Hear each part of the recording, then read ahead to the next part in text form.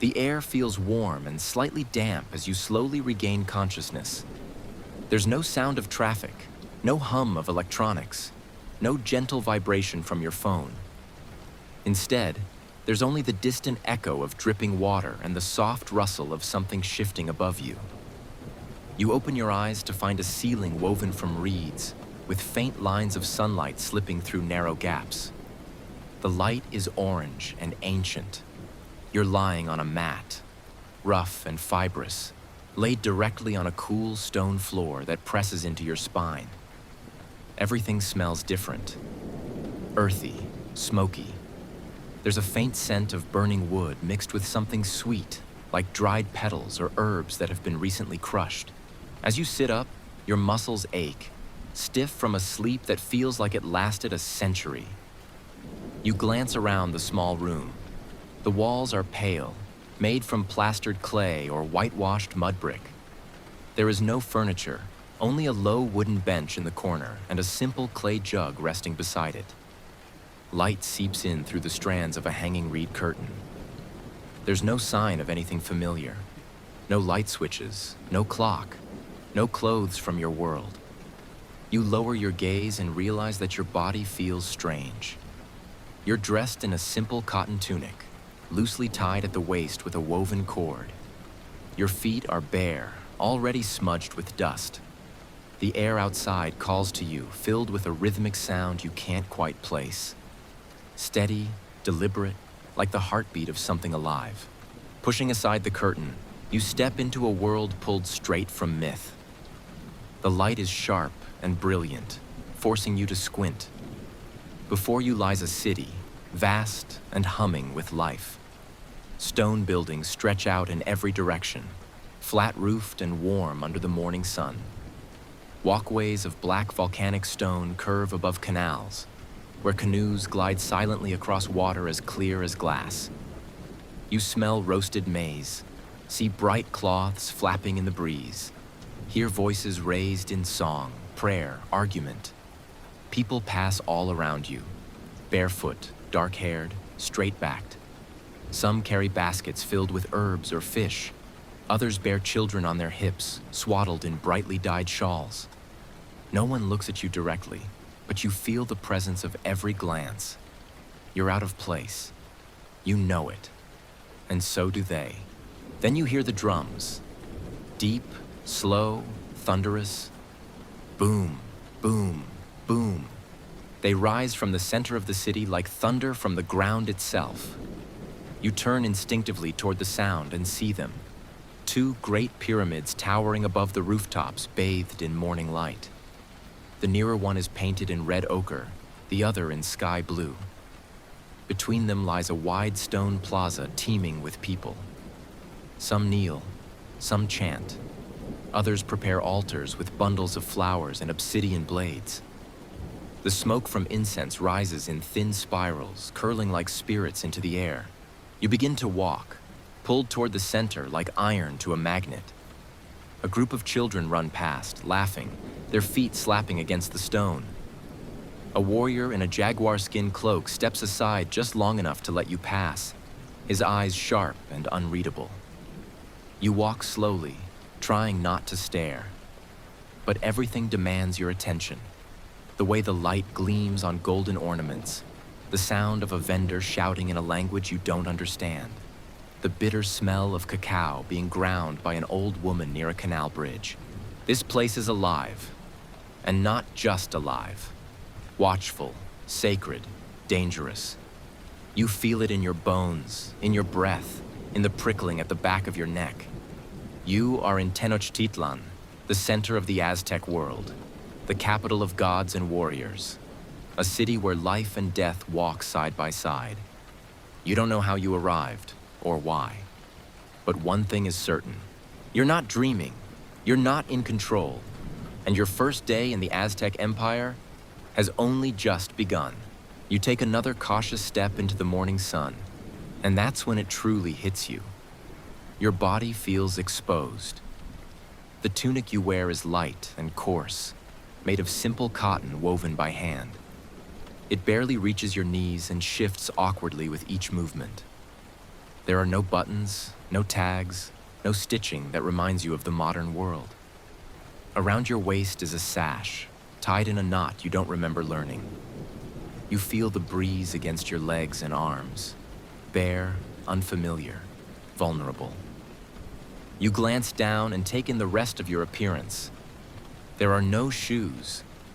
Your feet are dusty, already marked with the grime of stone streets. You wiggle your toes instinctively and feel the tiny pebbles press into your skin. Your legs, unshaven, pale, and utterly unprepared for the brightness of the day, look out of place in a world where everyone moves with quiet purpose and weathered confidence. You reach for your wrist, perhaps hoping to find a watch, a bracelet, a reminder that you once belonged somewhere else. But there is nothing. Only a thin, hand-braided cord tied loosely around your wrist, as if someone left it for you. A token, a warning, or a test. Around you, the city swirls. Men wear loincloths and feathered cloaks, their skin tanned by sun and labor. Women wear colorful huipiles, woven tunics that hang elegantly to their thighs, decorated with bright reds, indigos, and earthy browns. Some wear jewelry of polished jade or obsidian. Others carry infants or baskets or folded mats. Everyone belongs. Everyone fits. Except you. You try to adjust the fabric around your waist, but the knot slips and your tunic shifts awkwardly. A nearby boy, no older than 10, watches you curiously. His face is painted with a thin white stripe across the cheek. He giggles and says something in a language you don't understand. You nod nervously, unsure if you've just been greeted or insulted. He darts away through the crowd before you can respond. You look around, hoping to see something, anything familiar. A cart, a stall, a vendor selling clothes, shoes, anything you can blend in with. But the street is full of things you don't recognize. Baskets of dried insects, stacks of colorful textiles, clay pots filled with thick, bubbling pastes. A woman offers you a piece of roasted maize wrapped in a banana leaf, but you wave her off gently, your hands trembling. You start to realize how exposed you are, not just physically, but socially, culturally. You don't speak the language. You don't know the customs. You don't know where to stand, when to bow, who to avoid. You're an outsider. And in this empire, being an outsider is more than just uncomfortable. It can be dangerous. A pair of warriors pass close beside you. One wears an eagle helmet with golden feathers fanned out behind his head. The other has jaguar spots painted across his cheeks and arms. They don't acknowledge you, but you feel the brush of their eyes. Brief, cautious, evaluating. They can tell you're not one of them, not from here, not ready. You take a deep breath and pull the sash tighter. The tunic still itches, but you try to ignore it. You straighten your back and take a step forward, then another. You don't know where you're going or what's waiting for you, but staying in one place feels more dangerous than moving. A few feet ahead, you see the edge of a canal, the glint of sunlight on water, and the outlines of people gathering near a plaza. Smoke rises above the rooftops, and the sound of distant drums begins to return. Slow, steady, ominous. You're dressed, technically, but you're not ready. Not for the rituals, not for the questions, not for what the Aztec world will ask of you next. And the day is only just beginning. You follow the sound of life. The city stretches out before you in all directions, each corner revealing something new, something strange, something ancient. The street beneath your feet is paved with flat volcanic stones, their surfaces worn smooth by centuries of footsteps. Every step you take echoes softly, blending into the chorus of a city that never truly rests. The noise surrounds you, not chaotic, but layered like a living symphony. There's the low hum of distant conversation, the murmur of trade and barter, the soft rhythm of wooden sandals tapping against stone. From a nearby alley, a vendor sings in a language you don't understand. His melody is bright and rhythmic, the words clipped and melodic, and though you grasp no meaning, It feels like he's reciting something older than memory. To your left, a group of children run past, their laughter high and piercing like birds in flight. One carries a ball made from rubber, black, heavy, and bouncing with weight. The others chase after him, barefoot and wild, their joy echoing through the alleyways. You watch them disappear around a corner, their voices lingering behind like warm smoke. To your right, a canal flows, its water dark and reflective. Long, narrow canoes glide across it, each piloted by a single figure standing tall with a paddle in hand. The surface of the water barely ripples, but you hear the gentle slap of the paddle, the creak of wood, the soft splash of motion. Passengers in the boat sit calmly, some carrying baskets of fruit, others small clay pots with lids tied shut. It's not a river. It's a street of water, and it moves with its own silent purpose. As you walk, you begin to notice more. The smell of roasted maize and chilies clings to the morning air. The scent is sharp but comforting, familiar and foreign at once. A woman crouches beside a small fire, flipping flat rounds of dough on a smooth clay griddle. She hums softly to herself, not looking up as you pass. Above you, colorful banners flutter between buildings, strips of cloth dyed with reds, blues, and yellows, painted with jagged glyphs and curling symbols. They twist and dance in the breeze like birds caught in silent song. You stop at the edge of a square, and the sound changes. There's a rhythm here, deeper and more deliberate. Drums again, several now, pulsing like thunder beneath the city's heartbeat. The plaza is wide and open, the ground a mosaic of stone. People move through it like currents in a great sea, some carrying goods, others kneeling in prayer. At the far end, a raised platform looms, flanked by pillars carved with fierce faces and curled tongues. Priests stand atop it, their robes black and red, their hands lifted to the sky. Their faces are painted white, like skulls. No one screams, no one runs. This is not a place of fear. It is a place of rhythm, ritual, motion. Everything in this city moves with purpose. The market to your left is alive with barter.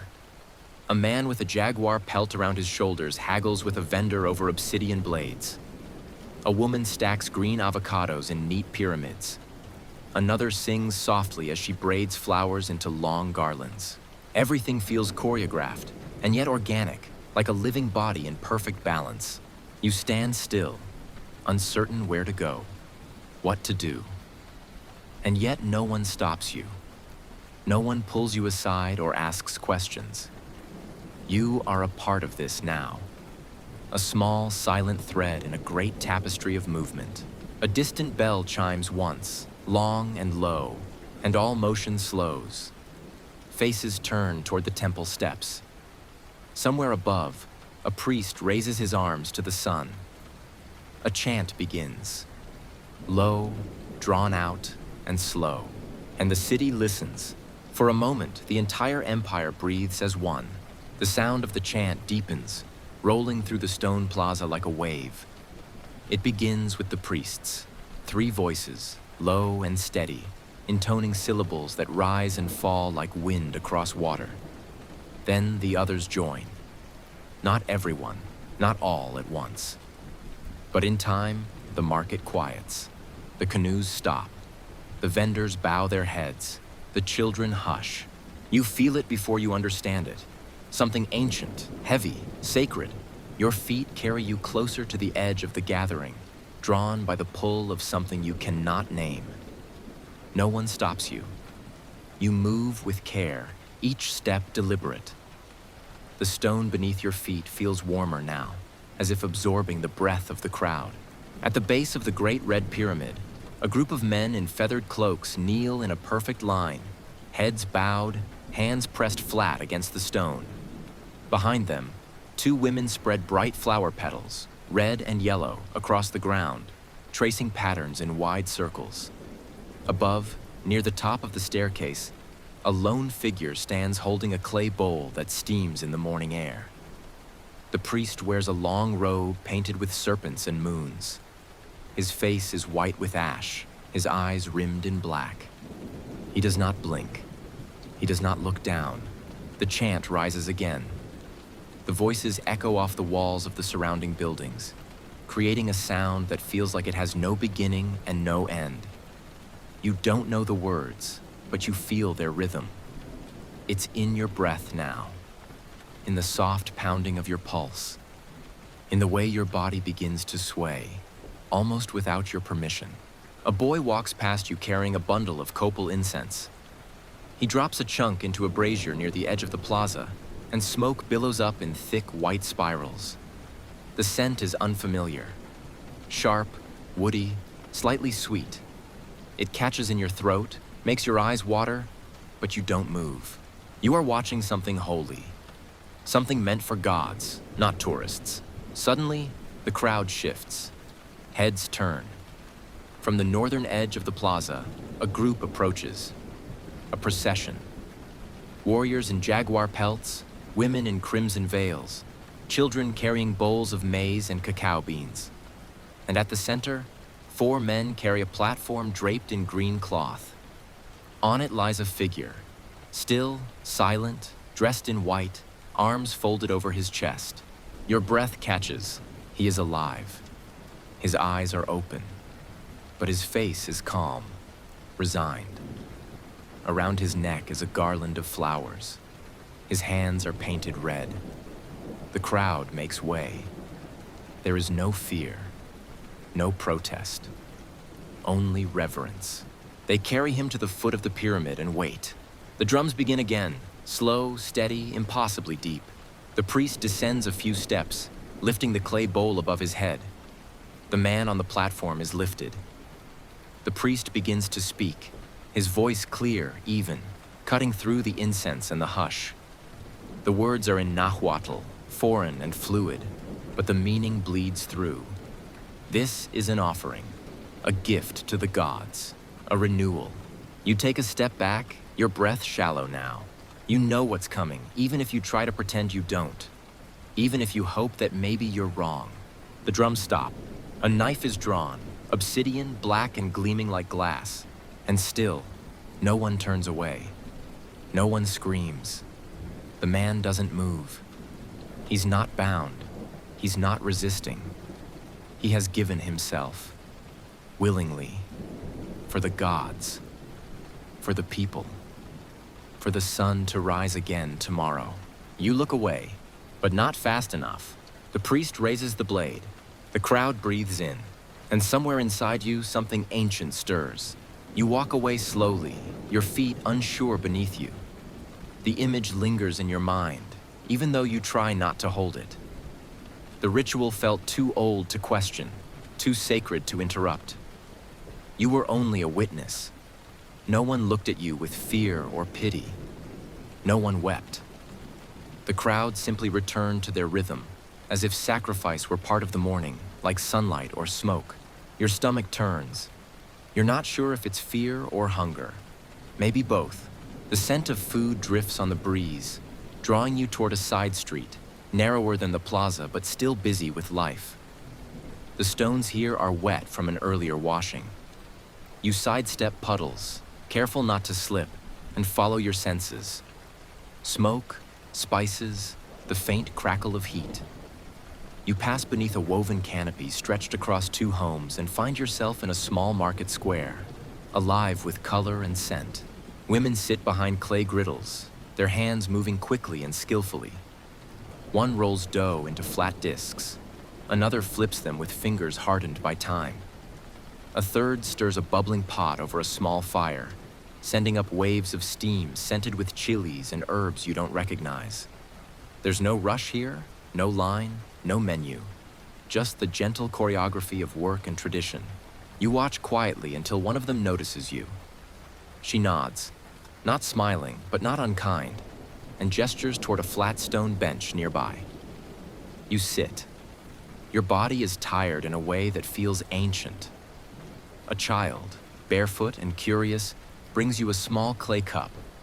Inside is a thick, dark liquid, warm, slightly frothy, and bitter to the tongue. It's cacao, you realize. Not sweet like you know it, but raw, strong, ceremonial. You sip slowly, unsure how much you should drink. Moments later, the woman sets down a plate made from banana leaves. On it rests a small pile of tamales, soft, warm, wrapped tightly in husks, and a scoop of reddish beans seasoned with something smoky. A slice of squash, roasted and golden, rests beside it. There is no fork, no spoon, only your hands. You pause, unsure. Then you peel back the husk, revealing the soft maize within. The tamale is dense, earthy, unfamiliar, but good. It melts gently as you chew, and you realize just how hungry you were. The beans are spiced, nothing like anything you've tasted before, but full of flavor and warmth. The squash is sweet, soft enough to pull apart with your fingers. Each bite calms you. This is not a feast, not luxury, but it is nourishment. It is comfort. The woman who served you doesn't speak. She watches briefly from the corner of her eye, then returns to her griddle. No questions, no introductions. Here, food speaks for itself. You feel grateful in a quiet, humbling way. A few steps away, a group of young men eat together, laughing gently. They dip flatbread into bowls of green sauce and pass cups between them. An elder sits with his back to the wall, chewing slowly, staring into the smoke. Across the square, a girl sings softly to herself as she crushes something between two stones. Everything in this place feels patient, unhurried. Like time doesn't rule here. It flows gently and endlessly, like the canal you saw earlier. You finish your meal, licking the last of the maize from your fingers. The plate is taken without a word. You bow your head slightly in thanks, unsure if the gesture is understood or necessary. But it feels right, and for a moment, as your hunger fades and the morning softens and the shadows on the stone begin to shift with the rising sun, you forget the world you left behind. You forget your phone, your name, your time. Here you are just a body at breakfast, a visitor between moments, a soul passing through smoke and maze. The meal settles warmly in your stomach, but your comfort is short-lived. As you rise from the bench and step back onto the street, the hum of the city surrounds you once more. Louder now, more layered, more human. Voices drift from every direction, some deep and deliberate, others fast and bright, almost musical in their rhythm. But not one of them makes sense. You pause beside a vendor's stall where a woman arranges long strands of chili peppers. She greets you, or says something, her tone neutral, expectant. You blink, you smile, you nod. She tilts her head, confused. You try to speak, but the words catch in your throat, and for a moment, you feel like a ghost haunting someone else's life. You continue walking, hoping to disappear into the crowd, but the isolation only deepens. People around you converse in Nahuatl, not in words you recognize, but in sounds that feel ancient, sharp-edged, and full of air and rhythm. Each syllable lands like a tap on stone. You try to follow the flow of a conversation between two men discussing maize or trade, but it slips past you like water. You can tell when someone is joking, when voices rise in excitement, when something important is being said. But you don't know what any of it means. You are alone, not in body, but in comprehension. A group of children sits in a courtyard to your left, repeating phrases in unison as a teacher walks slowly between them, tapping a long reed against her palm. You recognize the structure, repetition, correction, the cadence of early learning. But the language is not yours. They chant words with soft beginnings and hard endings, full of breath and consonants you can't even pronounce. You stop and listen. For a moment, you wonder what it would feel like to be born into this sound, to know this rhythm by heart. Farther down the path, a man offers a prayer at a shrine carved into the wall. His voice is low and reverent. You don't know who he's speaking to. You don't know the gods. But the emotion in his voice is clear. Devotion, gratitude, maybe fear. It's strange to witness something so intimate and yet feel completely outside of it. The language is a veil, and you are pressed against the other side. You pass a courtyard where women are grinding maize. They speak quickly between themselves, laughing, trading stories in a language that flits between hands and lips like birds in the air. You long to understand, not to interrupt, only to witness. To hear a joke and laugh along, to be part of the weaving that holds people together. Instead, you are silent, always listening, always outside. You try a word, any word. But what comes out feels clumsy, wrong. You mimic a sound you heard before, hoping to repeat it properly. A child laughs. You don't know if they're mocking you or just amused, but it stings anyway. One of the women corrects you gently. She repeats the word slowly, clearly, her fingers drawing its shape in the air. You try again. She nods once, not smiling, but not unkind. A small victory, but it leaves you aching for more. You wonder how long it would take to learn. Days? Weeks? A lifetime? Could you ever know enough to explain where you came from or why you can't find your way home? Would the words even exist in this world for what you need to say? The questions sit heavily in your chest. You pass a line of painted glyphs carved into the wall of a temple garden. Stories told in image and symbol. A serpent with feathers. A heart lifted to the sky. A sun-faced figure rising from flames. You stare at them, hoping the meaning will rise from the stone. But it doesn't. You can only guess. You are illiterate here, voiceless and blind. Even the animals seem more at home. A parrot squawks a string of syllables from a perch beside a flower stall. Its mimicry closer to human speech than your own stuttering efforts. A boy laughs and says something to the bird, and it answers. Clearly. They understand each other. You, however, remain a stranger in silence. Later, near a garden wall, you hear a priest speaking to a group of young boys. He teaches them slowly, reverently, explaining some celestial story, his hands sketching stars in the air. You watch from a distance, absorbing not the content, but the calm rhythm of it. How language is more than words. It is movement, posture, shared knowledge. You are not just missing vocabulary. You are missing the roots, the soil, the world beneath the sound. And yet, even in that distance, you start to sense something else.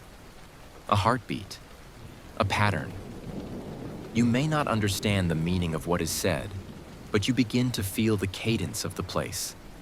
The pauses, the emphasis, the breath between phrases.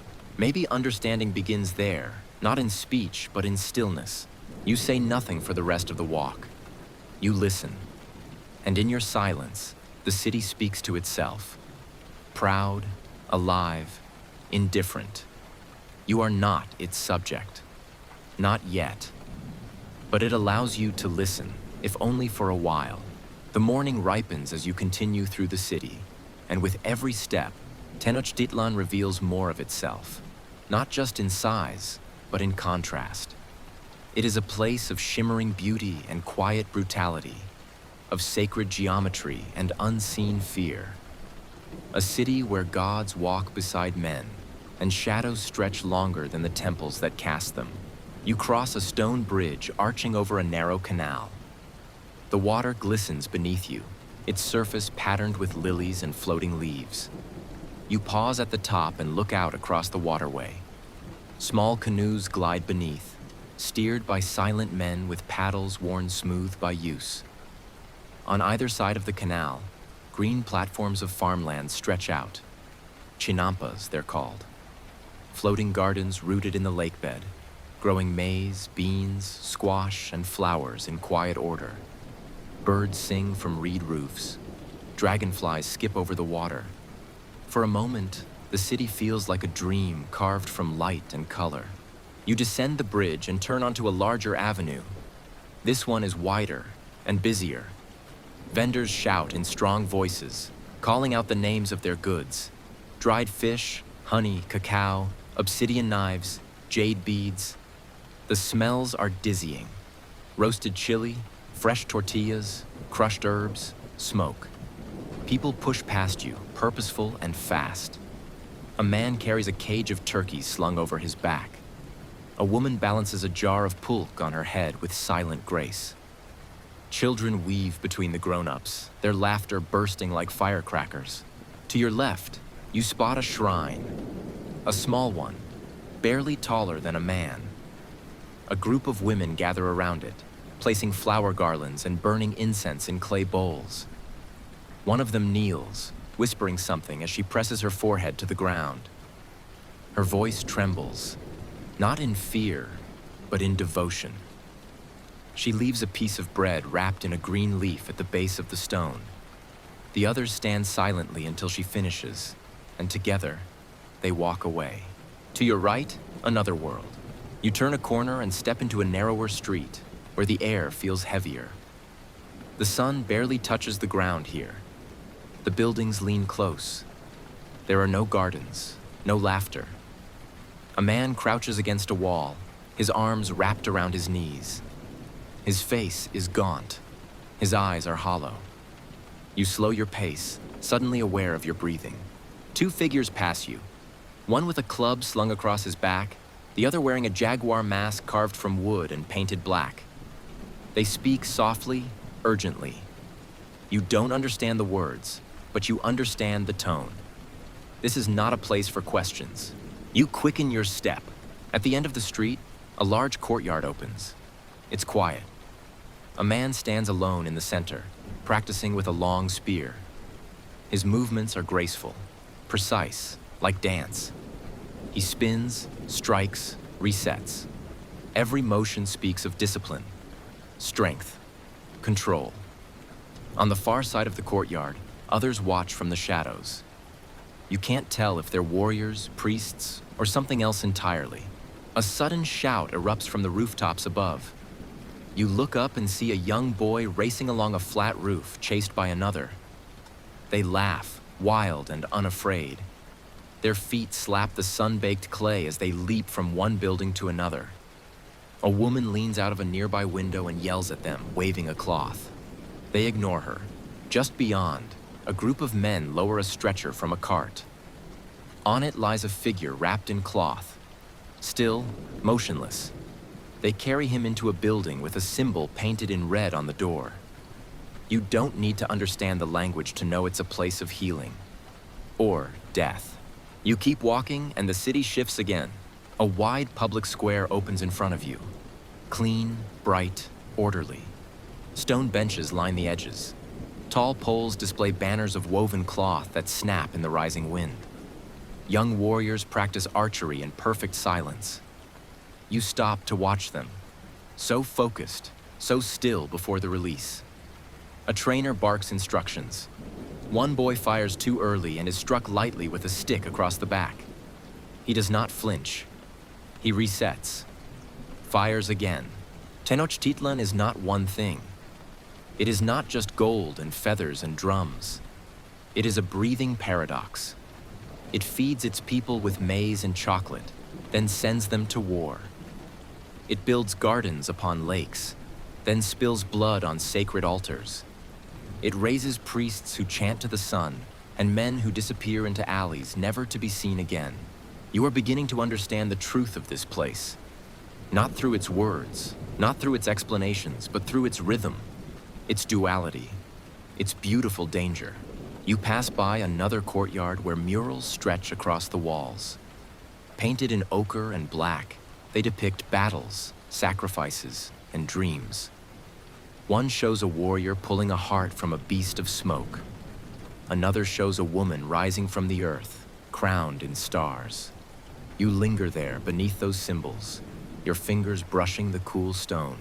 You feel small, not in a cruel way, but in the way that reminds you the world is vast and full of stories that were never meant to be yours, but are now part of you anyway. You turn back toward the center of the city, where the temples rise above the rooftops like mountain peaks. The sun is higher now. The drums have begun again. The shadows stretch shorter, but they do not disappear. Not here, not in Tenochtitlan. You make your way toward a quieter part of the city, where the sounds of drums and voices fall away, replaced by a steady tapping, sharp, precise, rhythmic like a heartbeat carved into stone. The air feels different here, cooler, more focused. The buildings are simpler, utilitarian. There are fewer crowds, but the people who move through this district do so with intention. You're in the craftsman's quarter now. Smoke rises from small, open workshops. Tools clink. Stone grinds. Men and women sit cross-legged in courtyards surrounded by half-finished goods. Bowls, masks, weapons. Each artisan works with the calm patience of someone who has done this since childhood. There is no rush, only rhythm. You pause near one of the workshops. A man, bare-chested and sun-darkened, crouches low over a flat table of stone. His fingers are strong, steady, worn. Laid out before him are shards of black glass, jagged, glittering, almost too sharp to see. You watch as he selects a sliver and presses it against a wooden shaft, wrapping it with sinew and adhesive made from tree sap. It is an obsidian blade, not just a decoration, not an artifact, a real weapon. He catches your gaze but says nothing. His expression is neutral, unreadable. You nod, a silent request for permission. He tilts his head slightly, and that's enough. You step closer. On the table beside him are dozens of obsidian fragments, some no longer than a finger, others shaped into long, narrow knives. They glisten in the sunlight like onyx fire. You realize you've never seen anything so beautiful that felt so immediately dangerous. He lifts a completed blade and holds it to the light. It's thin, almost impossibly so. The edge is flawless, almost invisible. It could slice through cloth without resistance, or flesh, or bone. You remember stories of how Aztec blades could rival the sharpness of surgical steel. Looking at this one now, you believe it. The man sets the blade down and picks up another stone, larger, rougher, uncut. He begins to chip at it with short, decisive movements, using another piece of obsidian as a chisel. With every strike, tiny flakes fall away, revealing a shape hidden inside the stone. The sound is gentle, like a whisper being broken. You watch for what feels like hours. There is something hypnotic in the motion, the concentration, the reverence. This isn't just craft, it's discipline, tradition, sacred. The blade isn't made only for killing. It's made for offering, for sacrifice, for ceremony. These tools have held the heart of an empire, literally. The artisan pauses. He looks up and gestures toward a corner of the workshop, where several items rest on a woven mat.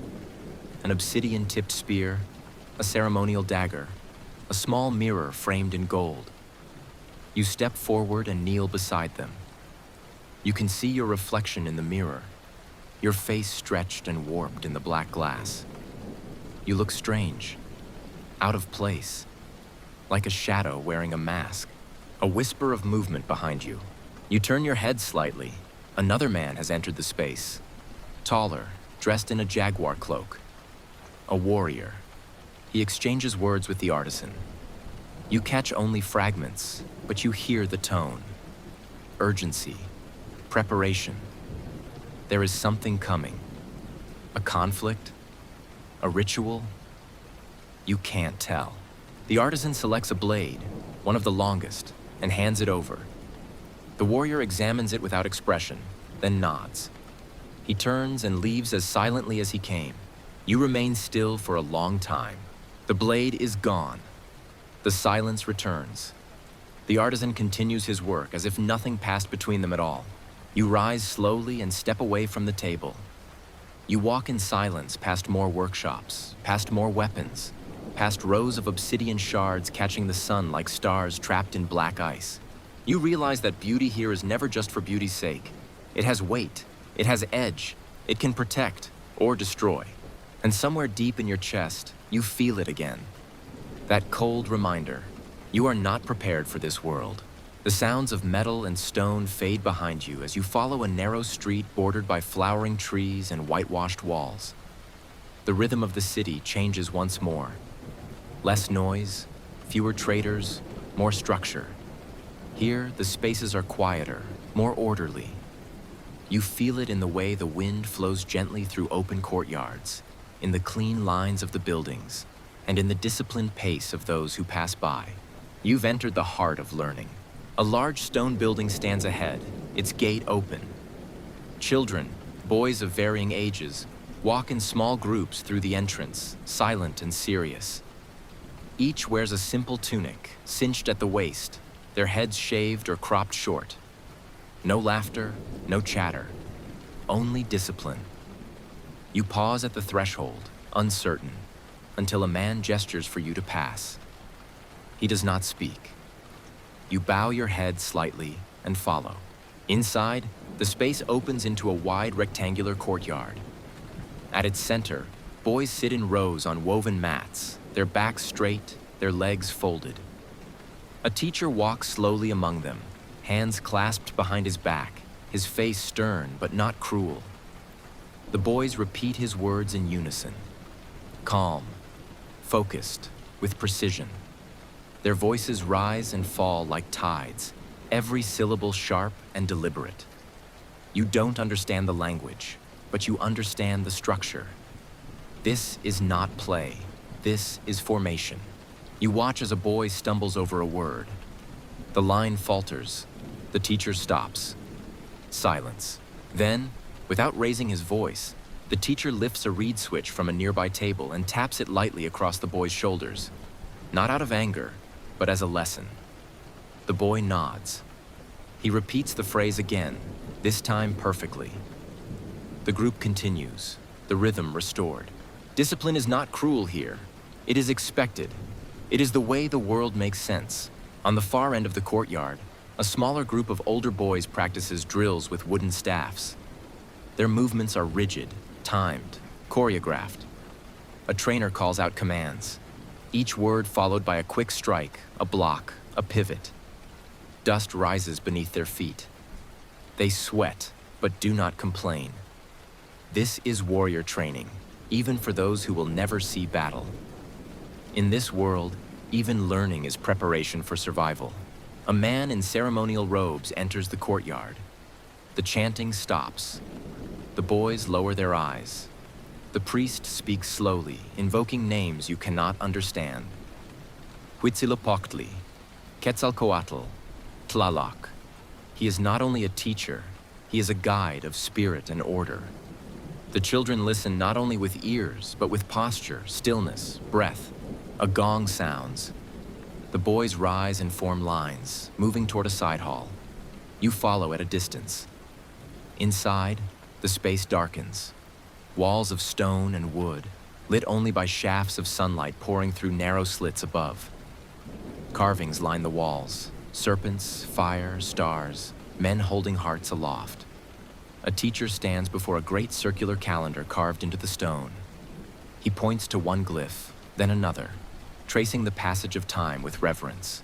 You realize they are not just learning letters and numbers. They are learning the world, its cycles, its symbols, its sacred structure. Every line has meaning. Every mistake must be corrected, not only for the sake of knowledge, but for balance, for harmony. A student drops his scroll. It lands with a soft slap against the floor. The sound echoes. The others freeze. The boy retrieves it quickly and bows. No words are said, but the moment lingers in the air like smoke. You remember your own schooling. Whiteboards, fluorescent lights, the buzz of computers. And you realize that this place, so distant in time, so alien in design, feels more purposeful, more complete. Here, education is not about preparing for a job. It is about preparing for life, for death, for the gods. And there is no room for uncertainty. You step back into the courtyard as the sun reaches its peak. The chanting resumes. Staffs crack against one another. Voices rise, not in rebellion, but in rhythm. You walk away slowly, the image of the carved calendar still burning in your mind. You think of the boy who stumbled, of the silence that followed, of the swift correction. and of how quickly he recovered. This is how people are made here, not through comfort, but through structure, through pressure, through tradition. They are shaped like obsidian, with strikes and stillness, until what remains is sharp, clear, unbreakable. And for the first time, you wonder, if you had been born in this world, would you have survived the lessons? Or would you have failed before the first word was even spoken? The sun hangs high above the city, casting its weight down upon the stone plazas and painted walls. The air feels thicker now, heavier with something you can't name, like a silence that precedes thunder. The people move differently, slower, more deliberate. Conversations lower in volume. Faces grow more solemn. And once again, you hear the sound that seems to guide all things here. The drums. They begin softly. So soft you're not sure they're even real at first. But they continue, deep and slow, like footsteps from something enormous and unseen. You follow them, carried not by curiosity this time, but by gravity. Every beat is a summons. You make your way toward the Templo Mayor, the twin temples at the center of the city, the very heart of the empire.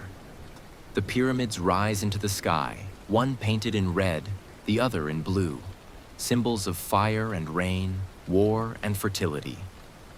Between them, a vast plaza unfolds, already crowded with people. They do not speak. They wait. The drums grow louder as you step into the square. You feel them in your chest, in your throat, in your bones.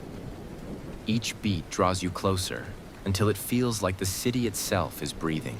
A procession begins. From the far end of the plaza, figures emerge. At the front, priests in elaborate cloaks, adorned with quetzal feathers, gold ornaments, and masks carved from jade and bone. Behind them, dancers move slowly, deliberately, their limbs tracing shapes you do not recognize, their bare feet striking the ground in time with the drums. Incense burns in clay braziers, and smoke coils around their bodies like spirit made visible. And then you see them, the sacrifices, men and women dressed in white, their faces calm, painted in symbols you do not understand. They are not bound, they do not struggle. They walk with purpose, heads held high, eyes forward. You search their expressions for fear, but find something else. Acceptance, maybe even pride. They have been chosen. They carry the weight of the sun. As they pass you, you step back, your breath caught somewhere between your ribs and your throat. The crowd parts to allow them through. There is no protest, no sorrow. This is ceremony, not punishment. The sacrifices ascend the steps of the temple, led by priests who chant in unison, their voices rising above the drums. You can't understand the words, but the sound feels ancient, older than language. It speaks of cycles, of duty, of debt. The steps are steep, worn smooth by time. You watch as one figure stumbles briefly, then recovers, continuing upward. At the summit, preparations begin. The sun pours down, hot and white. The high priest raises a blade, obsidian, curved and gleaming like midnight fire. His face is painted in black and red, and his chest is bare, marked with ash and blood. He says something loud and clear, and the crowd responds. Not with cheers, but with a low hum, like the earth groaning beneath your feet. The first sacrifice lies down upon a stone slab. You turn your head, but not in time. The blade flashes once, clean and fast. There is no scream, only a single sharp breath, and then silence. The heart is lifted high, still beating, still red. The priest turns to the sun, offering it with both hands. The drums stop. The city holds its breath. Then thunder, not from the sky, but from the people. They cry out as one, chanting, clapping, some weeping, others smiling. You do not understand what they say, but the meaning is clear. The offering has been accepted. The sun will rise again. More sacrifices follow. You can't look. You can't not look. Each offering is a prayer, a gift, a necessity. The gods require blood, not out of cruelty, but to sustain the world. Life feeds life. Death feeds the stars. Without this ritual, they believe the sun would stop, the rains would vanish, the crops would wither, and darkness would swallow creation. And so the blood flows, not as horror, but as hope. You feel something inside you shift. A fracture between the world you came from and the one you stand in now. You were taught to fear death, to avoid it, to deny it. But here, death is sacred. It is an offering, a promise, a transformation. The last heart is lifted.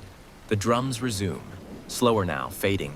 The bodies are carried down with reverence, wrapped in cloth, returned to the earth, and the city breathes again. You stand still in the plaza, surrounded by smoke and silence. Your hands tremble. Your heart pounds. You have seen something you cannot explain. Something terrible and beautiful. Something human and not. This was not cruelty. It was power, sacred ancient power. And you begin to understand, to walk a single day in this empire means walking a path balanced on a knife edge between life and death, between glory and blood. And the blade always is obsidian. Even after the drums fall silent, their rhythm lingers beneath your skin. You walk slowly, unsure of where your feet are taking you. The path winds away from the main temple, away from the plaza soaked in incense and memory, until you arrive at a shaded courtyard enclosed by high stone walls. The space is still, guarded by silence and the warm scent of dust and sun-baked stone. In the center stands a low altar surrounded by offerings, bowls of beans, folded cloth, carved feathers, dried maize, and cups of cacao darkened by time. No one tends to them. No one guards the shrine. But it is clear, this is not a place to disturb. It is a place to witness. You settle near the edge, where the stone is cool beneath you, and let your breath fall into rhythm with the quiet. The air feels different here, thicker, like it holds something more than heat. Perhaps it's the presence of names, the ones you don't recognize but feel all around you, echoing off the walls and pressed into the soil. Names spoken in languages older than the wind, older than memory. Huitzilopochtli. The name comes to you first. God of war and sun. Born in full armor, they say, with a serpent spear in hand, defending his mother from her jealous children the moment he entered the world. He is the one whose thirst must be satisfied daily with blood, the sun that must be fed, the reason hearts are raised toward the sky. You feel a chill run through you, remembering the ritual on the pyramid steps. Now clearer, now heavier. Then there is Tlaloc, the god of rain, his eyes wide and circular, painted in swirling blue. He brings harvest and destruction in equal measure. The rains are his mercy, the floods his wrath. He is honored with flowers, but also with tears, especially those of children, whose sorrow is said to please him most. The thought coils coldly in your chest. Reverence here is not separate from fear. Quetzalcoatl comes next.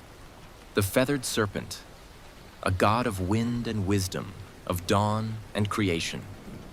His image, painted across the far wall, is elegant and strange. Half bird, half snake, crowned in green and gold. He brought maize to humanity. He gave knowledge. Some say he tried to end sacrifice.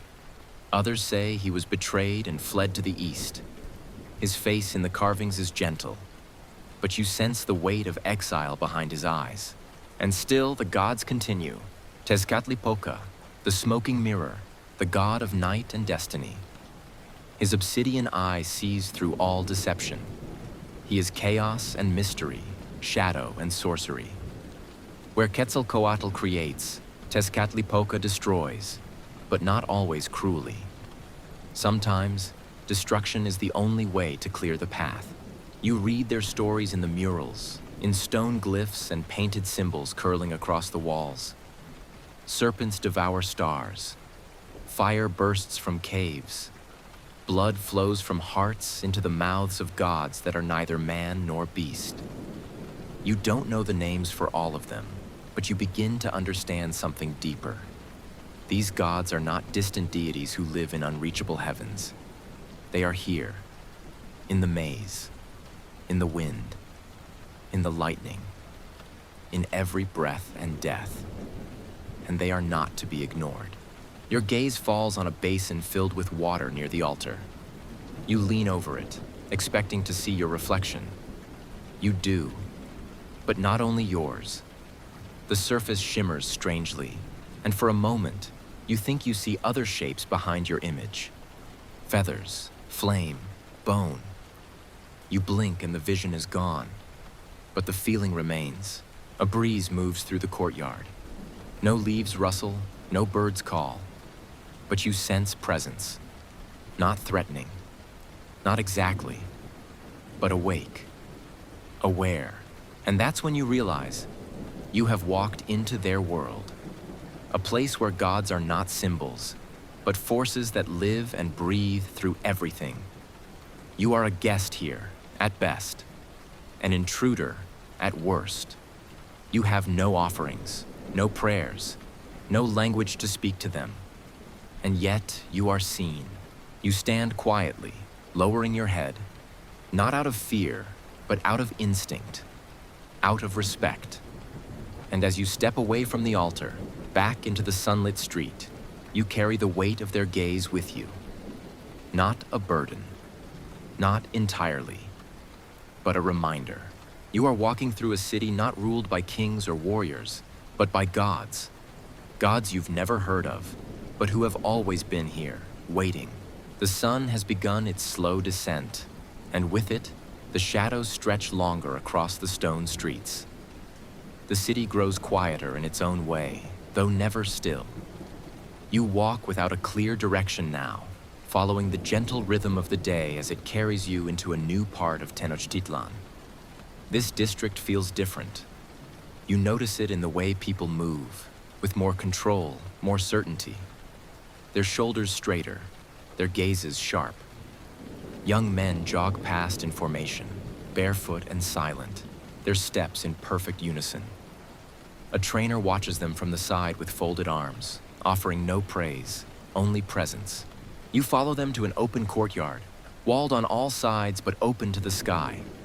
The space is vast, covered in packed earth and edged with banners that flap lazily in the late afternoon wind. There's no ceremony here, no chanting, no offerings, only discipline, only sweat. Dozens of warriors in training fill the space. Some no older than boys, others with hardened expressions and scars along their arms and chests. They practice in pairs, armed with wooden staves and round shields made of woven cane. The sound of wood cracking against wood echoes in the open air like a song of repetition, of effort, of becoming. You step to the edge of the training yard and lean quietly against a pillar. No one stops you. No one questions your presence. Their focus is elsewhere. In the center of the yard, an older man demonstrates a technique. Short, efficient movements of the spear, followed by a turn and a shield block. He does not shout. He does not repeat himself. The trainees watch, then mimic, over and over. Their faces are slick with sweat, their eyes narrowed, every mistake met with a firm correction. Here, there is no punishment, only the expectation to improve. You watch as a younger boy falls.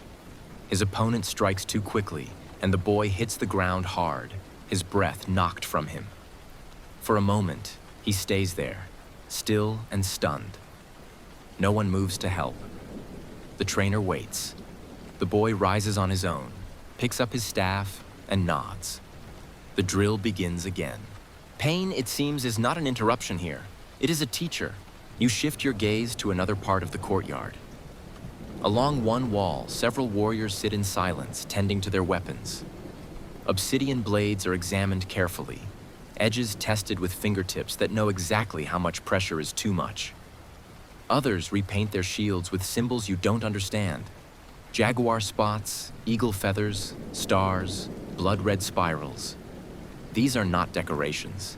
They are identities, stories, oaths. You realize that here, a warrior is not only defined by skill, but by spirit. Every movement, every scar, every gesture is part of a larger myth being lived. One of them notices you watching and gestures toward a smaller practice ring near the corner. You approach slowly. Inside the circle, a warrior in a jaguar pelt faces a boy with a wooden knife. The boy lunges forward. The man sidesteps, taps the boy's arm, and speaks, not harshly, but firmly. The boy tries again, and again. Each time he learns something. Each time he falls, but he keeps rising. The warrior looks at you briefly and says something you don't understand. He smiles, only faintly, then returns to his student. It's not a welcome exactly, but it's not dismissal either. It is acknowledgement, a recognition that you're watching a sacred process, something that is not meant to be explained, only witnessed. You look up toward the rooftops and see a group of girls sitting in the shade, watching the training below. They whisper, laugh softly, and occasionally call out to someone they recognize. You wonder which of these boys will survive long enough to marry, which will become captains, which will vanish on the battlefield, their names remembered only in prayer, or never spoken again. There are no helmets here, no armor as you know it, but there is strength, in silence, in structure, in the way the warriors move, like wind shaped into muscle. They are not fighting for glory. They are training for duty, for balance, for the gods. You step back from the ring and walk toward the edge of the courtyard where the sun casts long shadows through the open walls. You pass a rack of spears resting in a diagonal row, each carefully placed as if awaiting ceremony. Their obsidian tips catch the fading light, and for a moment, they almost look like stars. You wonder how many of them have tasted blood. You wonder how many more will. Before you leave, you glance back one last time. The boy who fell earlier is now sparring again, this time holding his ground. His strikes are faster, more confident. His partner nods. No words are spoken, but the message is clear. He's learning. Slowly. Painfully. Properly. You turn and step out of the warrior's yard. The city stretches before you once more, but something inside you has shifted. You've seen not only how warriors are trained, but why. And now you carry that knowledge with you like a weight behind your ribs. You are still a stranger, still silent. But now, you've glimpsed what it means to belong, not through comfort, but through hardship. Not through pride, but through repetition. And somewhere deep within, a quiet voice wonders, how many trials would it take for you to stand among them? You leave the training yard as the sun begins to tilt westward, turning the golden streets into soft amber. The city breathes differently in this light. Calmer, slower, but never less watchful. You pass beneath a painted archway and enter a new district. Here, the buildings are broader, the plazas wider. The crowds feel more formal, more observant. There's no shouting, no laughter. Only the quiet murmur of people gathered not to trade, but to witness. At the center of the square stands a high platform, shaded by a canopy of woven reeds. Beneath it, a row of stone seats forms a half circle. Upon them sit the judges, noblemen draped in embroidered cloaks, their heads adorned with tokens of office. Feathers, shells, obsidian. Their faces are unreadable. Calm. They do not move. They only watch. This is the Tekpan, the Palace of Justice. You pause at the edge of the crowd, unsure why you've come here. Perhaps it was the way people walked, silent but purposeful. Or perhaps it was the need to see another side of this city, one not wrapped in feathers and gold, but in law and consequence. The case begins without warning. A man is dragged forward by two guards. He wears no mask, no armor. His tunic is torn, his face bruised. He does not plead. He does not speak. A merchant steps forward next, voice raised but controlled. He gestures to the man, to the bundle at his feet. He speaks in Nahuatl, each word clear, measured, rhythmic like poetry. You don't understand the meaning, but the meaning finds you anyway. This is an accusation. The judges remain still. One raises his hand slowly, and a scribe beside him begins to carve something onto a wooden tablet with calm, practiced motion. The process is deliberate. There is no shouting, no objection, no attempt to interrupt. The silence in the plaza feels sacred, like a courtroom and a temple all at once. A second man steps forward to speak in the accused's defense. He carries no scroll, no payment, only his voice. It trembles slightly. The judges listen. Their faces betray nothing. You wonder what the punishment will be. Your thoughts drift back to your world. Judges in robes, lawyers with paper-thick arguments, the noise, the spectacle. But here, justice is something else entirely. It is not about performance. It is about order, balance, restoration. A verdict is rendered. The chief judge lifts his arm and says one word. The guards step forward. The man bows his head. He is not taken away. He is not whipped. He is not killed.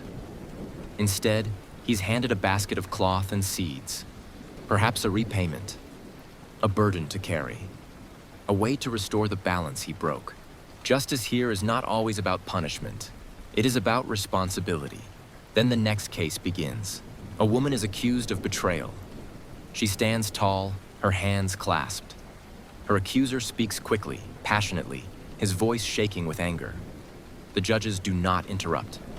They wait. When she speaks, her voice is low but strong. She does not deny the charge. She explains. Slowly, carefully. The air shifts. The silence deepens. One of the judges leans forward slightly. You feel it in your chest. That pull of judgment, of something weightier than law. Here, every word has gravity. Every truth is sacred. The woman's sentence is not announced with drama. A cloth is placed over her shoulders. She's led away. Her face is calm, not broken, not proud, just steady, like someone who understands the weight of her place in the world. You watch all of this unfold not as a spectator of entertainment, but as a guest in a ceremony older than you can comprehend. In the Aztec world, law is not something separate from life. It is life. It is shaped by the gods, by the cycles of time, by what is seen and unseen. Theft, adultery, dishonor, blasphemy. Each has its consequence, but not always in the ways you expect. There are laws here for rulers and farmers, for priests and slaves. No one stands outside it. As you turn to leave the plaza, a boy bumps into your side. He looks up briefly, startled. You nod. He bows and vanishes into the crowd. A simple moment, but it carries meaning. You know that here, even the smallest gesture might be seen, measured, recorded. Every choice is part of the order. You walk back into the city, the sound of distant drums returning like a slow heartbeat. The sun dips lower. The shadows stretch. The judges remain seated, unmoving, as the next voice rises in the air. And you begin to understand, in a world ruled by gods, where even time has teeth, justice is not about mercy. It is about balance, and no one, not even you, is exempt from its reach. The sky begins to dim, and a faint golden haze settles over the rooftops as you walk farther from the ceremonial heart of the city. The streets grow narrower, the laughter softer, the conversations quieter. Something in the air changes. The warmth remains, but it no longer comforts. It presses against your skin differently, thicker, closer, as if warning you to watch your step. You follow a street lined with market stalls. expecting the same sounds as before. Vendors calling out, the clatter of trade, the bright, everyday chaos of a city alive. But this place is quieter, and the goods on display are not fruit or cloth or tools. They are people. You stop walking. Before you stands a plaza, wide and sunken slightly into the ground, as if purposefully lowered beneath the level of the city. Around its edges, painted columns cast long shadows across the stone floor. There are no banners here, no music, just the steady shuffling of bare feet, the occasional murmur, and the soft voice of a man announcing something to a small, gathered crowd. You don't understand the words, but you understand what's happening. A line of men and women stands beneath a shaded awning. Their clothing is plain, their arms bound loosely at the wrist with woven cords. Their eyes are distant. Some stare straight ahead, unmoving. Others glance quickly from face to face in the crowd, searching maybe, or hoping not to be seen. Some are old. Some are heartbreakingly young. You feel your breath grow shallow. One by one, they are presented. A man walks forward, shows his hands, turns to display the lines of his back, his shoulders. A buyer steps closer, examines his arms, his legs, his teeth. There is no cruelty in the exchange, no violence. But that only makes it harder to watch. Everything here is measured, negotiated, final. A woman with silver in her hair is led forward next. She does not flinch. She does not speak. She kneels as instructed, and then stands again. Her eyes do not rise. You step backward slightly, hoping not to draw attention, but something in the motion catches the eye of a man nearby. Tall, richly dressed, with a ring of jade around his neck. He looks at you for a long moment. You hold his gaze, trying not to betray the discomfort rising inside you. He says something to another man at his side. They laugh quietly. You turn away. At the far end of the plaza, children sit in a group, guarded but not restrained. One girl whispers to another. A boy stares at the ground, his fingers tracing shapes in the dust. They are too small to understand the full weight of where they are. Or maybe they understand it too well. You walk away quickly, trying not to run. This was not the marketplace you expected. And yet, it is part of the same city, the same world. You remember what one of the judges said earlier, or what you think he said. That order must be preserved, that debts must be repaid. You begin to realize how large that word, debt, truly is here. It's not just about money, it's about honor, punishment, war, inheritance, even family. Some slaves were born into it. Others sold themselves in times of desperation. Some are criminals, some are spoils. The reasons vary, the result is the same. And suddenly, the thought slips into your mind like cold water. What if they had asked you to explain who you are? What would you have said? How would you have proved your place? Would they believe you? Would they care? Here, being an outsider might not be a novelty. It might be a vulnerability. You walk until the sound of the market fades behind you, replaced once again by the music of the city. Canals lapping against stone, voices raised in prayer, the return of distant drums. But something has shifted, not around you, but within. You understand more than you did before. Tenochtitlan is not just temples and gods and warriors. It is also control. It is ownership. It is survival. And beneath all the color and power and structure, it is a place where a single mistake, a single wrong word, might cost you your freedom. And freedom here is not something taken for granted.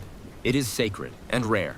Evening begins to bloom across the sky in soft, burning colors. Amber bleeding into crimson, fading into violet. The city shifts with the change in light. Torches are lit along the main causeways, casting golden flickers against smooth white walls and painted glyphs. The smell of the day gives way to something different now. Less spice, more smoke. Less motion, more presence. Tenochtitlan doesn't rest as the sun descends. It transforms. You've wandered far from the familiar parts of the city. Your steps, tired but restless, carried you through side alleys and narrow bridges, past quiet gardens and empty courtyards.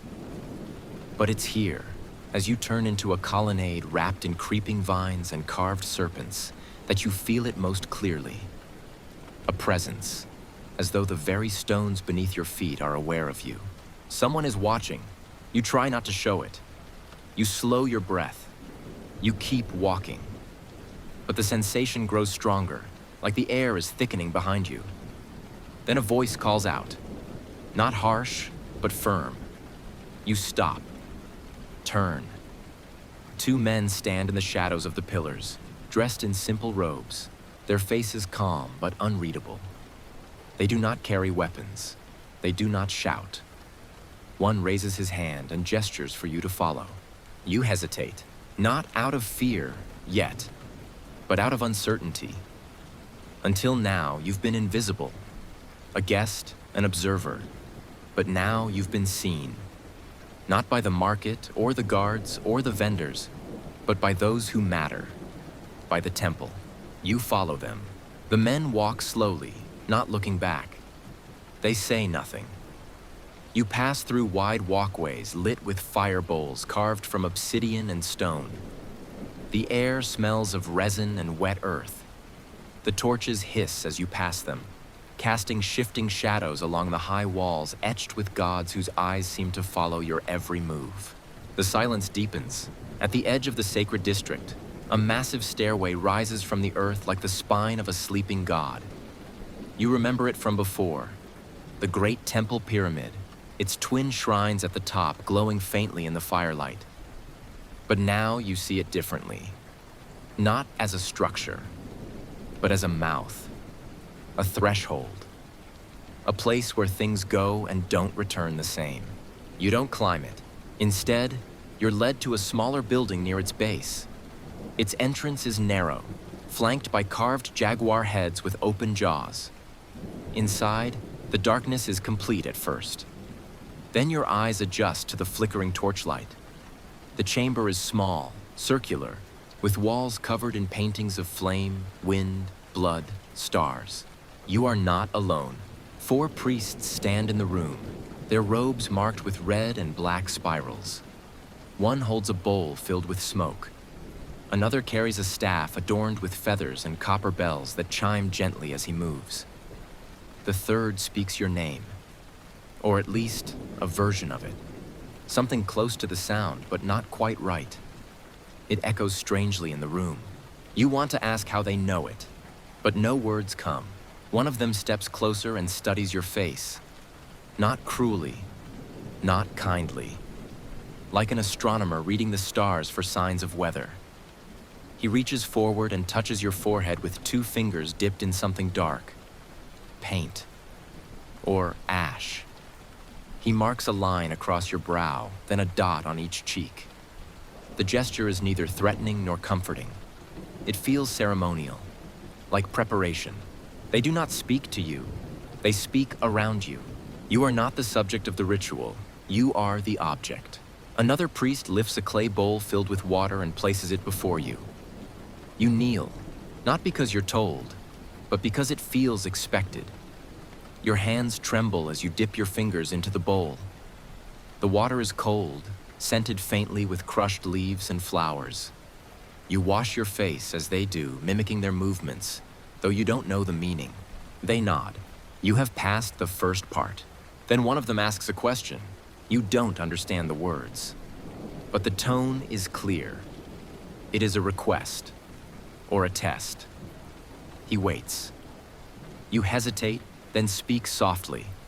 Not your name, not a full sentence, just something, anything, a truth, a sound. It doesn't matter what you say, only that you answer. He nods once more. They step back and begin to chant. Not loudly, but in a hum that rises and falls like breath. You feel it vibrate in the air around you. The torches flicker. The smoke thickens. You close your eyes. Not to sleep, not to escape, but because the moment demands it. And in that darkness, you feel something else. The city is no longer outside of you. It is around you, beneath you, above you. You are not separate from it now. You are part of the pattern, of the question, of the balance. When the chant ends, the priests disperse without a word. One stays behind and leads you out into the warm night. He does not look at you, but he places a woven necklace in your hand, a small charm tied with thread, a symbol, perhaps, or a mark. Then he vanishes. You walk back into the night alone, the firelight behind you. You feel no different. And yet, you know something has changed. Not in them, in you. Night descends slowly over Tenochtitlan, not with sudden darkness, but with a soft folding of light, a dimming of gold into deep blue, like silk being pulled across the sky. The last breath of sunlight glimmers along the edges of distant mountains, reflected faintly in the still waters of the canals. The day has ended, but the city does not sleep. It simply changes rhythm. The noise shifts, becoming slower, more contained. The sharp cries of market trade are gone now, replaced by quiet conversations near doorways, the gentle creak of boats returning to shore, the laughter of children chasing one another between torches. The air feels cooler on your skin, and the dust of the day settles behind you as you walk. You're not sure where you're going anymore. The city has guided you since morning, and you no longer question the turns it gives you. You find yourself near a canal bridge, sitting on a low stone wall beside the water. The breeze carries the scent of river plants, wood smoke, and ground cacao. In the shadows nearby, a woman sings softly. An old melody, maybe a lullaby, her voice low and almost lost beneath the night's hush. You don't understand the words, but they make your chest ache, as if your bones remember something you've never known. Canoes drift past beneath the bridge, paddles slicing through water without a sound. Some are empty. Others carry lone figures wrapped in cloaks. One man drags a net from the water and examines his catch beneath the moonlight, silver fish flashing like coins before vanishing into a woven basket. Another boat carries two children asleep against each other, their heads resting on bundles of maize as their mother sings and steers them home. You look up. The stars begin to emerge, one by one. First faint, then clear, then countless. No city lights drown them. They appear over the rooftops and temples, over the plazas and pyramids, like ancient witnesses keeping watch. You see constellations you don't recognize, shapes not found in your world. These stars tell different stories. They belong to different gods. Behind you, laughter echoes softly from a courtyard where a group of young people sits in a circle around a small fire. They roast something on a stick, passing it from hand to hand, their voices blending with the snap of flame and the low thrum of a handheld drum. You sit in silence and watch them from a distance, knowing you could walk closer, even join them. And yet, something stops you. Not fear, something gentler. The need not to break the spell. You lean back against the stone and close your eyes. For a moment, it almost feels like home, and yet it isn't. Here, the streets breathe. The canals whisper. The wind is not empty. It carries stories of wars, of births, of songs whispered to the moon. And though the temples no longer chant and the markets no longer roar, the city is still alive.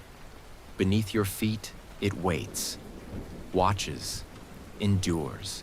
You remember the faces of the day, the priest lifting a heart toward the sky, the artisan carving a blade with hands worn by centuries, the boy who rose from the dust to fight again, the woman who walked into judgment without fear. Each one etched into you like carvings into obsidian. You run your fingers along the small woven charm the priest gave you earlier. You don't know its meaning, but in your palm, it feels warm, grounding, real, a token, or perhaps a key. Above you, the moon rises fully now, round and cold and impossibly bright.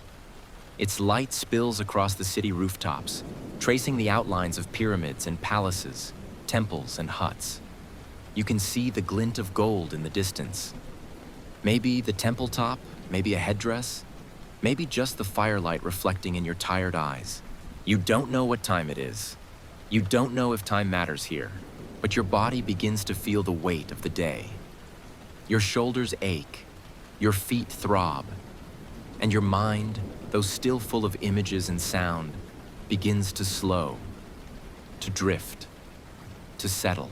You lie down on the stone, using your arm as a pillow. A canoe glides by again, and you hear a quiet shh from its passenger to the sleeping child beside him. The city sighs, and beneath the stars of a world you don't understand, in the city that never fully sleeps, you begin to. Sleep doesn't come all at once. It seeps into your body the way twilight settles over a still lake, slowly, gently, erasing the edges of the world until all that remains is breath and memory. The stone beneath you, once firm and cold, begins to warm, not physically, but with a strange sense of being held. The torches flicker faintly in your peripheral vision. The sound of the canal water becomes a hum in the distance. And then, without warning, the city fades from view. You dream, not in fragments or flashes, but in something whole. A dream that feels like it has been waiting for you long before your arrival. Ancient, unshaped, powerful. At first, there is only darkness, but not an empty darkness. It is full, thick with meaning, like soil before a seed is planted. You are weightless in it, drifting as if inside the chest of something massive and breathing. Then, suddenly, a pulse, a light. A sun ignites above you, whirling with furious fire. Around it coil great serpents with feathers of emerald and gold. They do not strike. They circle. They orbit, protecting or containing something vast and sacred. The sky splits open. Golden maize rains down like coins from a god's hand.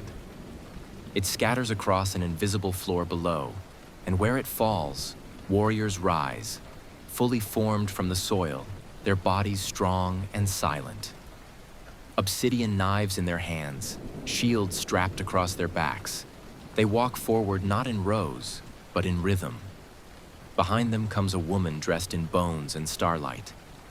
Her silver hair flows in the wind that doesn't blow. Her mouth doesn't move, but her gaze speaks. She doesn't see you, and yet you know she knows you're here, knows you're. Then the dream changes. You stand at the top of a temple. Not the one you saw earlier, but something impossibly tall, stretching beyond clouds into sky.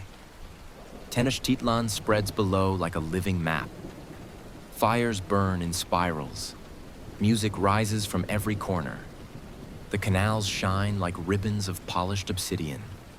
But the people are silent. All of them.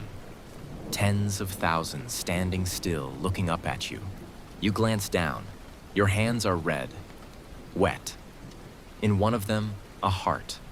Heavy, beating, yours or someone else's, you can't be sure. There is no panic, no horror. Only the overwhelming understanding that it must be lifted, that this is the offering, that this is your role. You raise it to the sky just as thunder cracks and the heavens part again, not with fire, but with stars and water. A serpent made of constellations descends, its eyes made of moons, its breath like cold wind.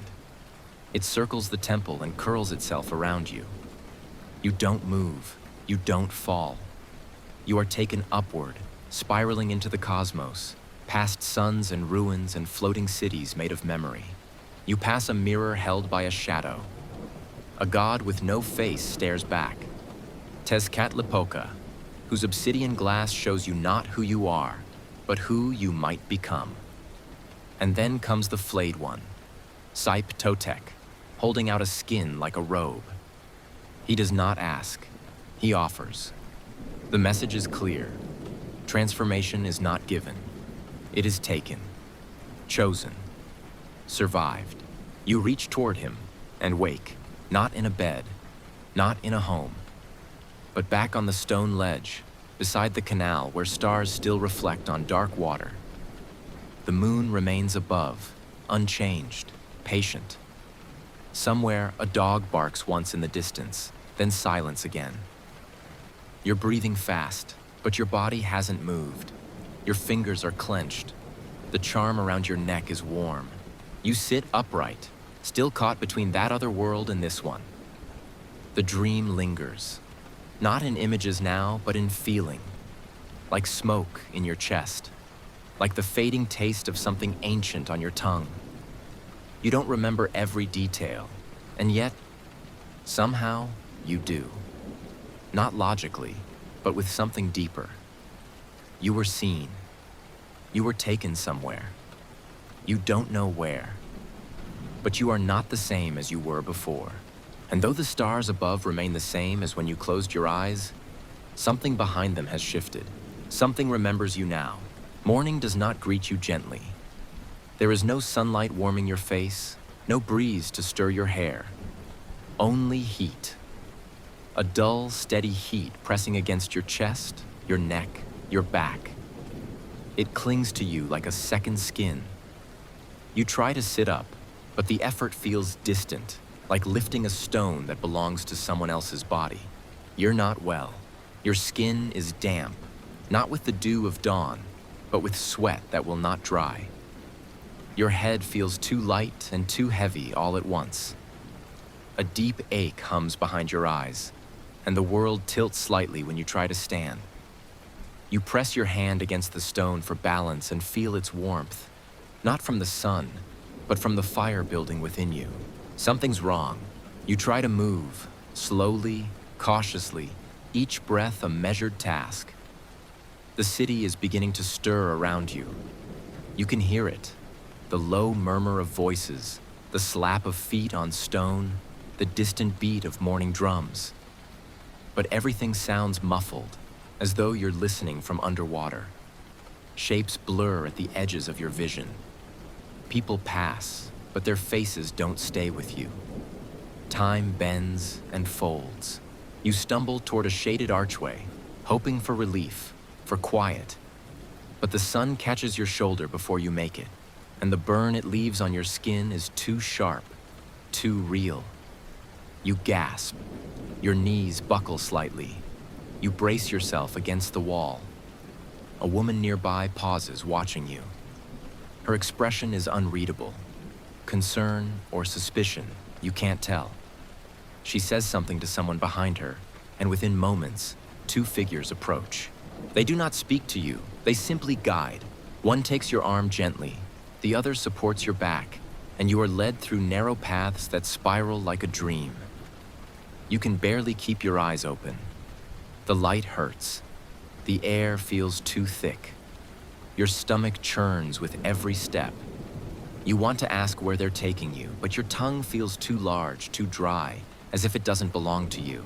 Finally, you're brought into a cool, shaded chamber, low-ceilinged and quiet. A woven mat is placed beneath you, and you are lowered onto it. There's the scent of wet clay and bitter herbs in the air, the sound of water trickling nearby. You hear footsteps moving with intention. Soft hands press something cool against your forehead. A cloth soaked in something fragrant. Maybe mint. Maybe smoke. You try to focus. A man enters the room. His robes are plain, marked only with a single red stripe along the collar.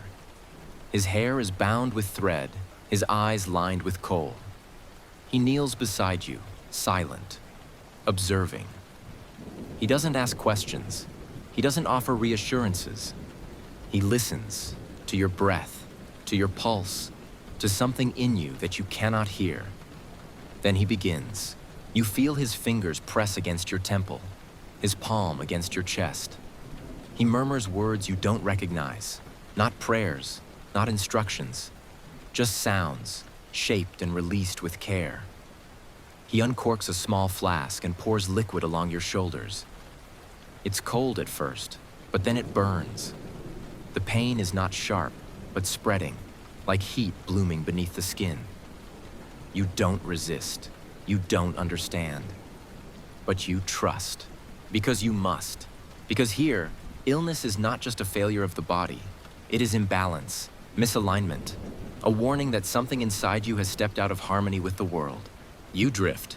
You wake, then drift again. Sometimes the room is empty. Sometimes it's filled with flickering shadows and murmuring voices. A young girl enters once and leaves maize beside your mat. Another time, you feel a bead of water placed on your lips. You don't remember drinking, only that the taste was earthy, bitter, real. You see faces, but they fade. You see temples, but upside down. You hear drums, but too slow to dance to.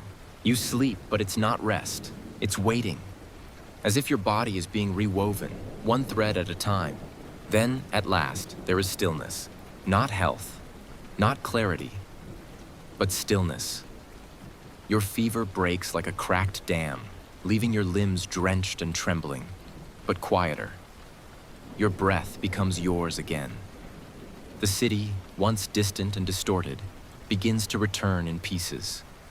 The sound of wind through reeds, the call of a night bird, the rustle of cloth in the dark.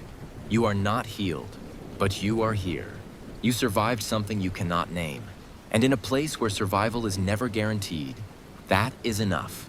For now, the night after the fever feels longer than any that came before. Not because of pain, not even because of fear, but because of the silence that grows inside you. It's not the silence of a room. It's deeper than that. The silence of forgetting who you are, where you are, why you're here.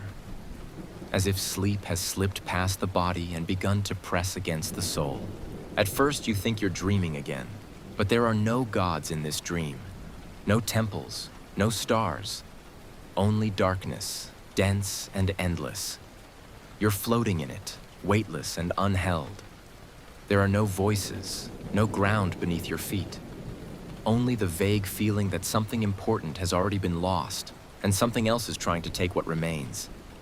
You call out, but not with words, only thought. The sound doesn't travel. Nothing moves. You are not asleep, but you're not awake either. Somewhere, just at the edge of your awareness, there's the faintest warmth, a flicker, a glow. You turn toward it, or maybe you're pulled. You don't know. All you know is that the further you drift, the dimmer that warmth becomes. And in the space it leaves behind, something cold gathers. It feels like surrender, like quiet drowning. Then, sound, very faint. A soft whisper, a breath not your own. Then a voice, or perhaps many voices. Not loud, not clear, but close. Familiar in rhythm, if not in meaning. Chanting, repeating. Words you still can't understand, but that settle into the air like threads stitching you back into the fabric of the world. You feel touch, a hand on your forehead, a thumb brushing your eyelid, then pressure at your chest, steady and firm, like someone reminding your heart to beat. You inhale sharply, so suddenly that it feels like surfacing from beneath deep water. Your whole body lurches, and for one terrifying second you think you're falling, but you're not. You're lying on your back, wrapped in a blanket you don't remember. Your skin is damp, your lips dry. The air smells of herbs and candle smoke. A woman kneels beside you, adjusting something beneath your head. Her touch is practiced, efficient, but not unkind. She doesn't smile. She doesn't speak. She simply works, as if this moment, this returning, has happened many times before. You try to speak, but your throat burns. She presses a finger to your lips and lifts a small bowl to your mouth. The liquid is warm, bitter, and unfamiliar, but you drink. It steadies you, though your limbs still feel like strangers. You close your eyes, not to sleep, but to listen. You hear the crackle of fire, the shifting of cloth, a low hum from someone else nearby, and slowly your mind begins to piece itself together. You remember the market, the temple, the dream, the fever, and now, this. You almost didn't come back. You realize it with a kind of quiet dread. Not in a dramatic way, not with shock, just with the simple awareness that your breath could have stopped, and no one from your world would have known. You would have vanished, not with violence, but with stillness, quietly swallowed by the very history you came to witness. But something pulled you back. You don't know if it was the medicine or the prayers or the gods whose names you cannot speak. You only know that you're still here. Your chest rises and falls. Your eyes remain open. And the city, just outside these walls, still breathes with you. You lie still for a long time. The woman who cared for you gathers her tools and leaves, disappearing into the shadows like part of the night. You stare at the ceiling, watching the flicker of flame ripple across the stone. Everything feels distant, but not unreachable, as if the thread connecting you to this world is thin, but intact. You survived something again. Not a ceremony, not a battle, but the quiet trial of almost letting go. And though no one cheers, though no drums beat, though no gods appear in the smoke to claim you, it still matters. Because this night, you almost didn't wake up, but you did. And now the dawn is waiting. Morning arrives without ceremony. No horns, no chants. Just light, soft and gold, spilling across the floor of the quiet stone room where you lie. You open your eyes slowly, no longer burning with fever, but not fully clear either. The heaviness in your limbs is still there, but it's familiar now, like weight rediscovered. You breathe deeply and feel the air settle gently in your lungs. The space around you is calm. A single clay bowl sits near your mat. The remains of crushed herbs cling to its rim. A folded cloth rests beside it, slightly damp. No one else is present. Even the birds outside seem to chirp more softly than usual, as if the city itself is aware that you are waking into something fragile. You rise, slowly, uncertainly, like someone learning their own body again. Every motion feels slightly unfamiliar. Your legs are weak, but they hold. You splash cool water across your face from a nearby basin and watch the droplets fall into the stone. For a moment, you just stand there, letting silence fill the space that had, for days now, been occupied by pain, by visions, by gods. You step out into the morning light. Tenochtitlan stretches before you, unchanged and eternal. Boats already glide along the canals. Market stalls are reopening. Children run through the alleys chasing dogs and dreams. Smoke rises from hearths. Drums beat faintly from somewhere far away. But now it all feels different. Not because the city has changed, but because you have. You walk slowly through the streets, not in wonder, not in fear, but with quiet recognition. The vendor who once ignored you offers a nod. A woman you passed days ago adjusts your tunic slightly, murmuring something soft, maybe amused. A boy hands you a fruit and runs off before you can return the gesture. You are not invisible anymore. Not fully. You cross a bridge and pause at its peak. Below, the water reflects the world above like a mirror that doesn't lie.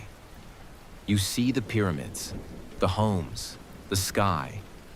You see yourself, but not the self who arrived here. That version of you, the outsider, the one who couldn't speak, couldn't understand, was left behind somewhere between the fever and the dream. What remains is someone quieter, someone slower, someone who has touched the edge of something too vast to name and returned carrying the shape of it in their chest. You don't know how long you've been here. A day? A lifetime? Time no longer feels linear. It bends around memory and ritual, folding into the rhythm of the sun and the breath of the city. And then, like that first moment when you awoke, it changes again. You blink, the sky shifts, the air cools, and the sounds of the city begin to fade. Not suddenly, but like smoke dispersing in wind. Your feet still touch stone. Your breath still moves. But the weight around you is lifting. The spell is breaking.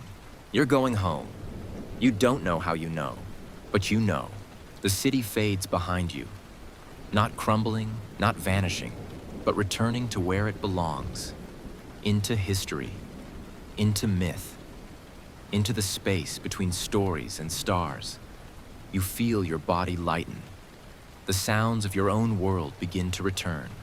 A hum, a whir, the distant rustle of a breeze through an open window. You wake, truly this time, back in your bed. The ceiling above you is flat and white. Your phone buzzes gently on the nightstand. Morning light spills across your sheets. Familiar, ordinary. But you lie still, because part of you remains far away, by the canal, under the moon, walking barefoot through a city of obsidian and gods. You close your eyes for just a moment more, and you remember, you've just walked through one day in the Aztec Empire. A single thread woven into the fabric of a civilization both beautiful and brutal, sacred and unrelenting. You witnessed its rituals. You felt its silence. You tasted its breath. And now, you're home. But something has changed. Not in the world around you, perhaps, but in the way you carry it. A shift in the rhythm of your thoughts. A softness in the way you listen. A deeper stillness beneath your breath. Let it stay with you. The gods you met may have been strangers. The streets unfamiliar. The language unknown. But the heartbeat of Tenochtitlan. The pulse of life in balance with death. Chaos in balance with order. That rhythm echoes across time. And tonight, it became part of you. As you drift now into sleep, let your body rest where you are. But let your dreams remember where you've been.